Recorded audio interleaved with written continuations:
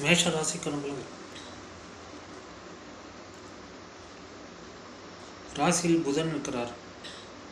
3ஆம் அதிபதி 6ஆம் அதிபதியான புதன் ராசியில் இருக்கிறது சரியில்லை. அதனால் உங்களுக்கு ஹெல்த் இஷ்யூஸ் வரதுக்கான வாய்ப்பு இருக்கிறது.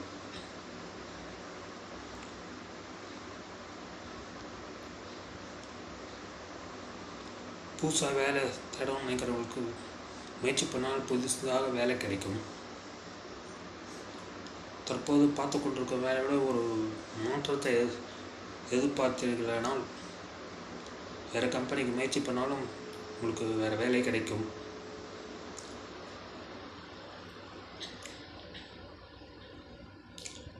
மாதப்பிறப்புகளில் சூரியன் 2ஆம் இடத்துக்கு வந்து விடுவார்.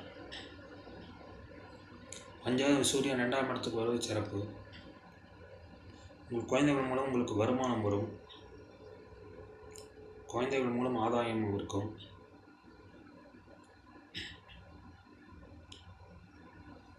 குரு 2ஆம் இடத்திலிருந்து 3ஆம் இடத்துக்கு சென்று விடுவார். குரு 3ஆம் இடத்துக்கு சென்றாலும்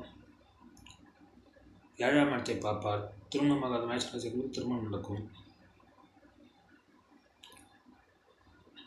குரு 9ஆம் இடத்தை பார்ப்பார். தந்தை மூலம் ஆதாயம் இருக்கும். குரு 11ஆம் இடத்தை பார்ப்பதுனால உங்களுக்கு லாபம் தான் வரும்.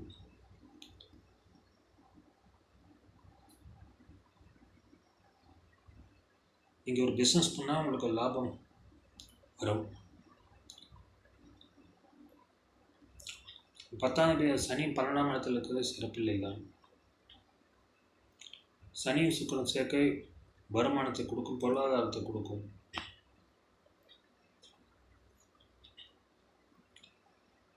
ரொம்ப கஷ்டப்பட்டு தான் நீங்கள் வருமானத்தை ஈட்ட வேண்டி வரும்.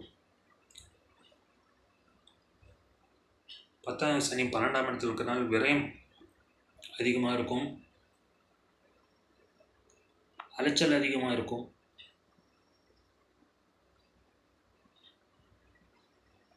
11ஆம் இடத்தில் இருக்கிற ராகு உங்களுக்கு லாபத்தை வழங்குவார். 11ஆம் இடத்தில் ராகு உங்களுக்கு லாபத்தை வழங்குவார். கேது 5ஆம் இடத்துக்கு வந்து விடுவார்.